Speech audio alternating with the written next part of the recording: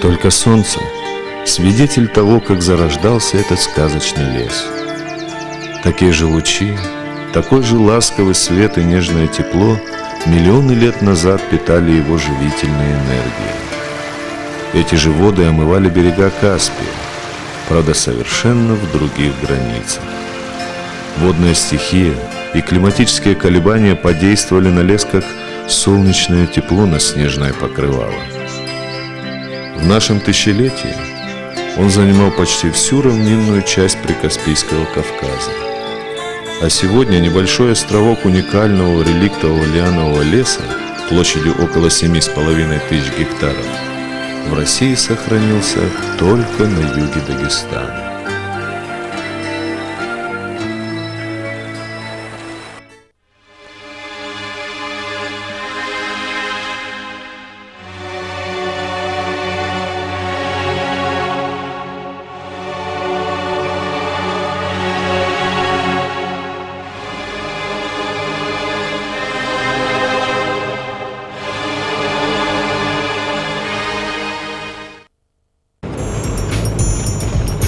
Прежде чем попасть в Самурский национальный природный парк, мы проехали около 200 километров на юг от Махачкалы по федеральной автодороге Кавказ и километров 30 на восток к Каспийскому морю, свернув почти у самой российско-азербайджанской государственной границы. Когда-то здесь пролегал великий шелковый путь. Дербентская цитадель, где мы сделали небольшую остановку, словно погрузила нас в древнюю атмосферу. Но нам хотелось большего.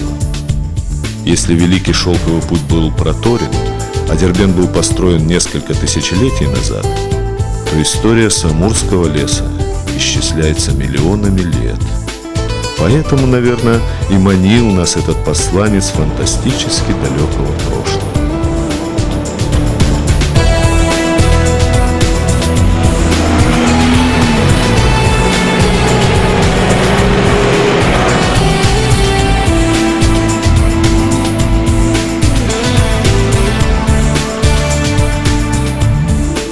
Быть нашим проводником подрядился главный лесничий Казим Казимов.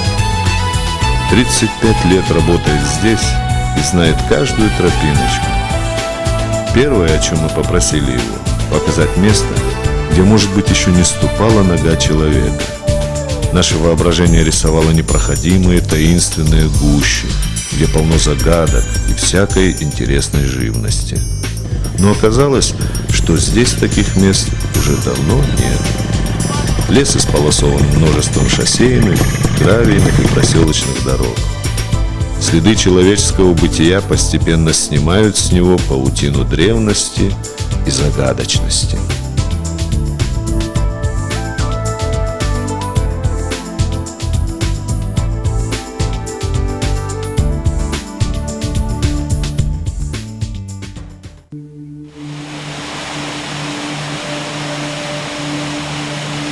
Свое название Самурский лес получил от одноименной реки, в дельте которой он находится. По предположению ученых, эти леса дошли до нас с третичного периода. В свое время весь Кавказ был покрыт роскошной субтропической растительностью, богатой вечно зелеными элементами, среди которых имелись и пальмы. С того времени до нас дошли алыча каспийская, нектароскордум трехфутовый, виноград лесной, кладохета чистейшая, груша кавказская, всего 14 наименований. Самые старые из них – тис ягодный и плющ пастухова.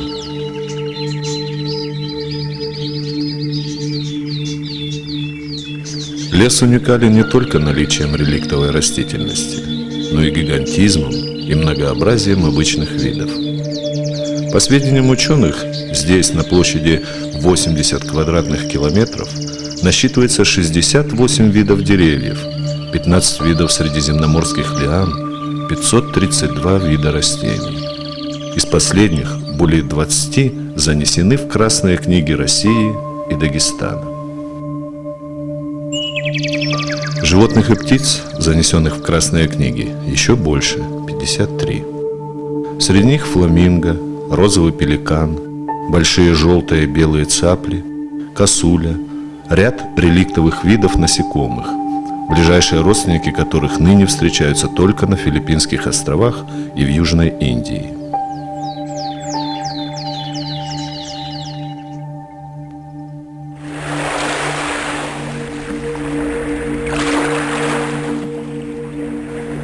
Кстати, Самурский национальный природный парк находится на трассе перелета птиц. Прибрежные болота, озера и сам лес его с нежным, теплым, почти субтропическим климатом и богатой кормовой базой вполне подходящее место для отдыха и размножения пернатых и млекопитающих. В сезон перелета здесь можно увидеть орла-могильника, султанку, все реже черного аиста, розового скворца, кавказскую черноголовую сойку. А ястреб-перепелятник уже не останавливается в этих местах. В нерестовый период в устье реки Самур заходит рыба осетровых и частиковых пород. Поэтому у сотрудников лесоохраны национального парка в сезон не бывает времени любоваться красотами природы. Браконьеры всех мастей не дают покоя ни днем, ни ночью. Чем больше мы узнавали об этом лесе, тем быстрее угасала наша надежда увидеть какое-нибудь дикое животное. Зато коровы и овцы в наш объектив попадали довольно часто. Впрочем, у нас был шанс запечатлеть на пленке обыкновенного волка, если бы мы пошли на охоту с жителями селения Самур. Растревоженные войной в Чечне животные нашли убежище в горах и лесах Дагестана. Их жертвой все чаще становится домашний скот. Каждый из этих охотников вынес в душе свой вердикт: в этом лесу они хозяева, и волку там делать нечего. Итог предстоящего неравного боя известен заранее, ведь перед человеком беззащитно любое живое существо, а безмолвный лес тем более.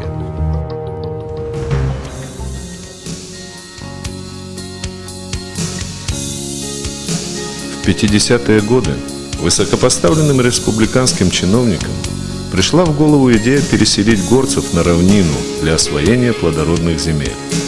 В итоге даже в непроходимом Самурском лесу на месте нескольких хуторков выросло 7 больших сел. С развалом СССР там пришлось разместить еще 3 пограничные заставы с техникой. Тогда же был организован лесхоз. С 63 по 80-е годы ежегодно здесь вырубали по 25 тысяч кубометров леса. Похоже, действительно история нас ничему не учит. В научных исследованиях говорится, что площадь леса в 25 году приблизительно достигала 25 тысяч гектаров, в 43-м – 11 тысяч, а в 66 году – 10 тысяч гектаров. А сегодня и над оставшимися 7,5 тысячами гектаров тоже навис дамоклов меч. Не хотелось бы ругать наших защитников Отечества, но, похоже, в определенной степени пограничники тоже будут иметь отношение к самурской трагедии. Во всяком случае, к исчезновению редких видов животных. По свидетельству лесников, они устраивают настоящую охоту на средиземноморских, мальтийских и каспийских черепах. Говорят, из их панциря они изготавливают сувениры.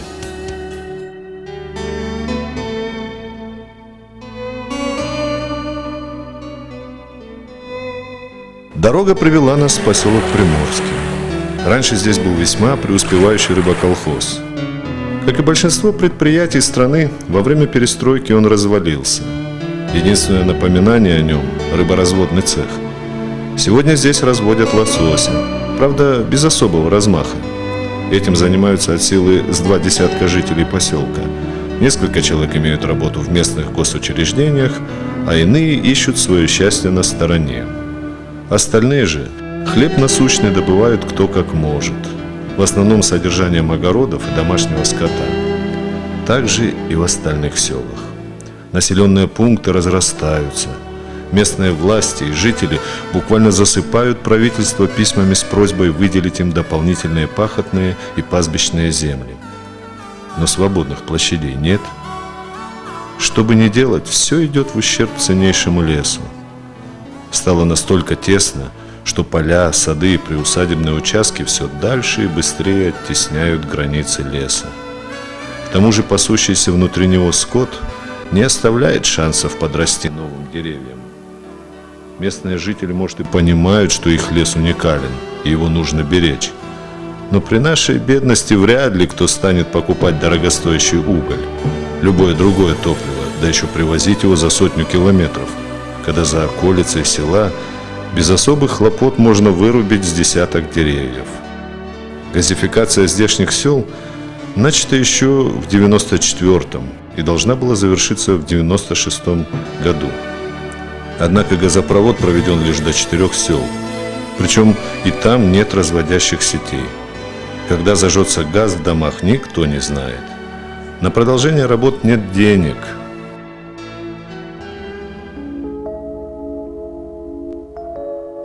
В такой ситуации труднее всего приходится администрации национального парка.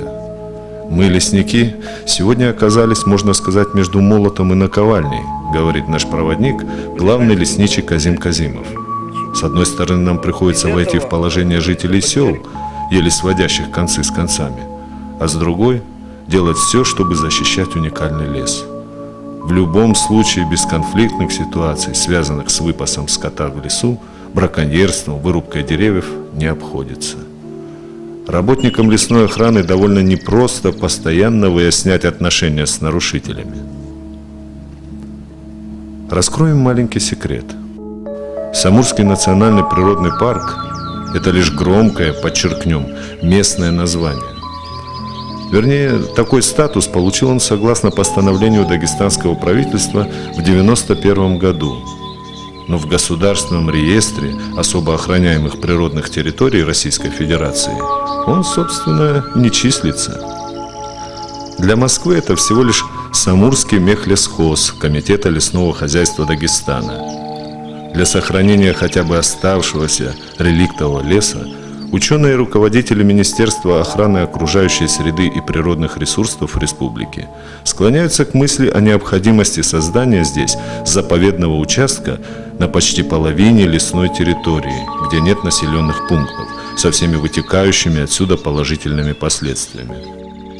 А на остальной территории можно установить режим национального парка.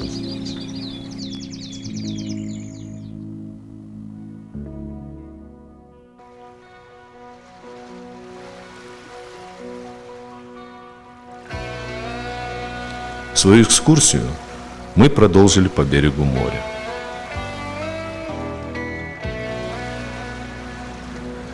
Несколько лет назад, во время подъема уровня воды, волны своенравного Каспия буквально слезали береговую полосу шириной 150-300 метров. Однако не повезло и деревьям прибрежных участков. Их корни оказались в соленых подпочвенных водах. Пришлось проводить санитарные рубки.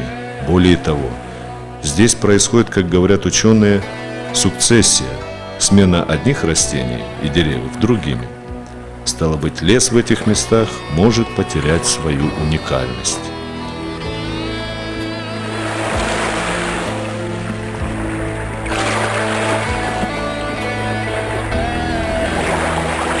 В очередной раз государство, можно сказать, затеяло войну с ветряными мельницами. Попытка обуздать морскую стихию закончилась, как и следовало ожидать, зарыванием в песок огромного количества денег. Их наверняка с лихвой бы хватило на газификацию всех сел Дельтового Присамурья.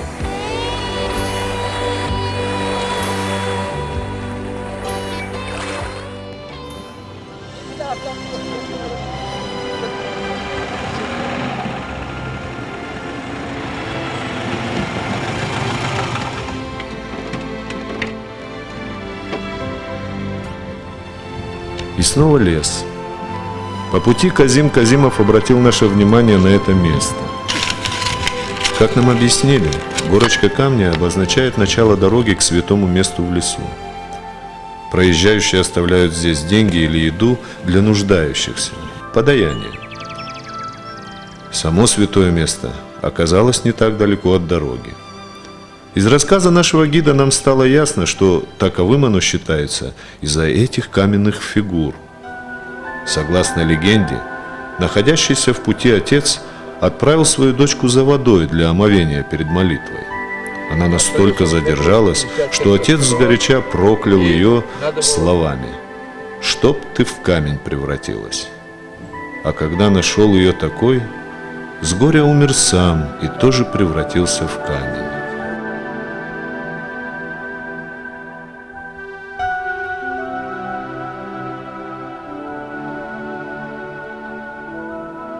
Местные жители считают, что у кормящей грудью матери обязательно появится молоко, если она выпьет дождевую воду из этих углублений.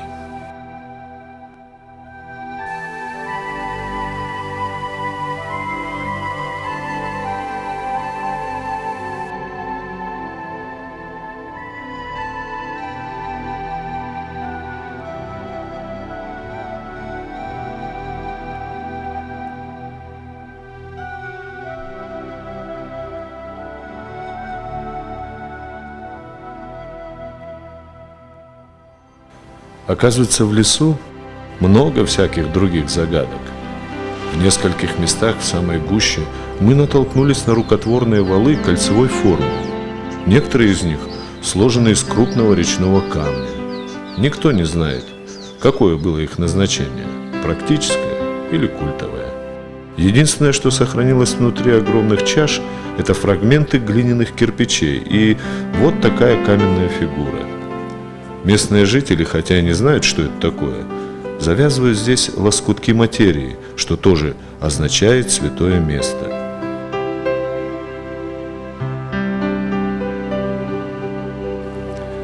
Кстати, подобные завязки на лесных тропах мы встречали довольно часто, на деревьях и особенно у родников. Это обязывает каждого посетителя уважительно относиться к воде, ко всему, что ниспослано Всевышним.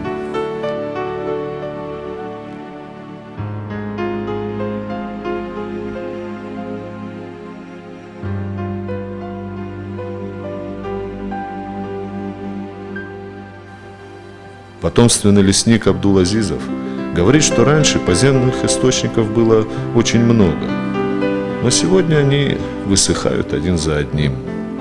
Еще недавно здесь бил чистейший ключ «Пей, не напьешься».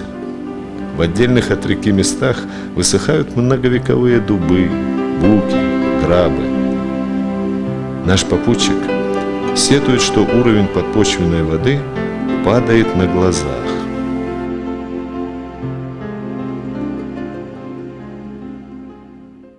Общая глубина этого колодца 9 метров. Когда мы вырыли его, первый замер составлял 2 метра глубиной воды. Вот начиная с 96 года, 97, 98, постепенно по журналу видно, как эта грунтовая вода снижается. Вот в данное время этот колодец уже высох. 9 месяцев в году не бывает воды абсолютно в реке Самур. Вот в настоящее время сейчас самое половодье должно быть. Как видите, воды, грунтовых вод нет. Из-за отсутствия воды и низкие урожаи. В прошлые годы здесь вода протекала по азербайджанской границе, там канава была, мы поливали здесь. А начиная с прошлого года, с позапрошлого года, как эта граница установилась, как разделились мы, вот этой воды уже нет. Так сейчас мы выращиваем просто, скажем, на баграх.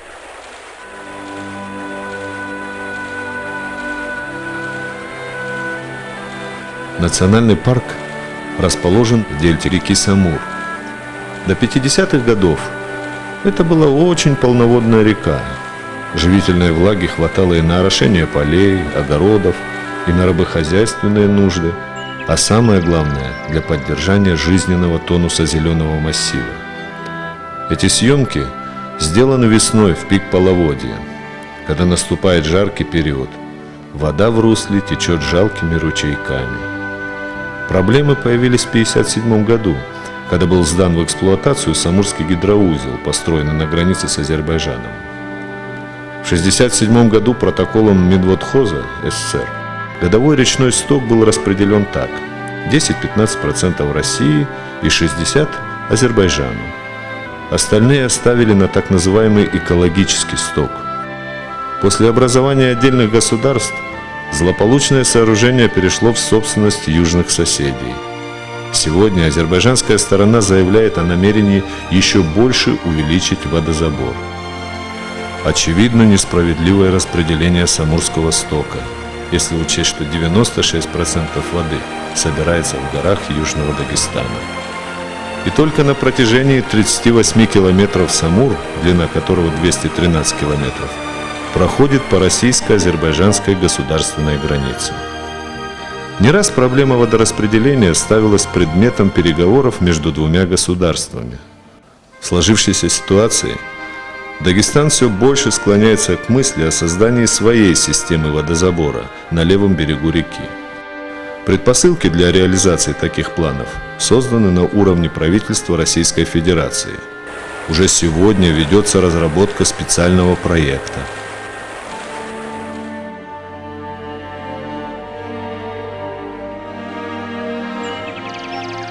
Разрешение проблемы водораспределения между государствами – дело не одного дня.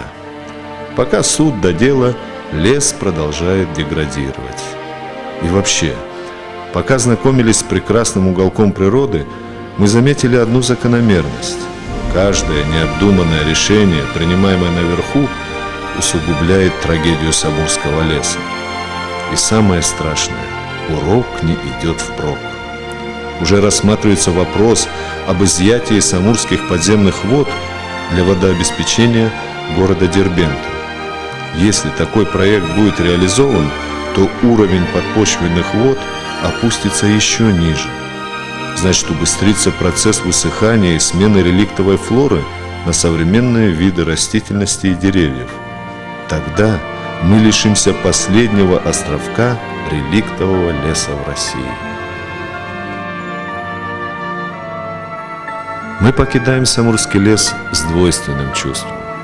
Потрясенные красотами Лианового царства и огорченные печальными реалиями. Но все-таки остается надежда, что Россия и Азербайджан, а также все, от кого зависит судьба этой жемчужины природы, найдут общий язык, и лесные реликты смогут увидеть наши потомки.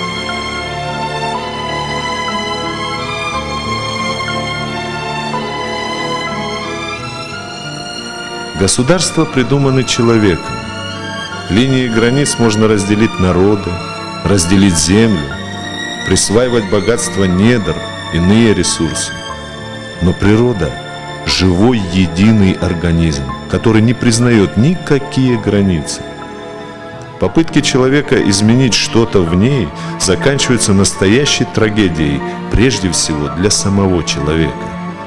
Впрочем, свои раны мудрая природа залечивает по-своему. Зато человеку приходится очень дорого платить за свой неуемный аппетит и нерадивое отношение к матери природе.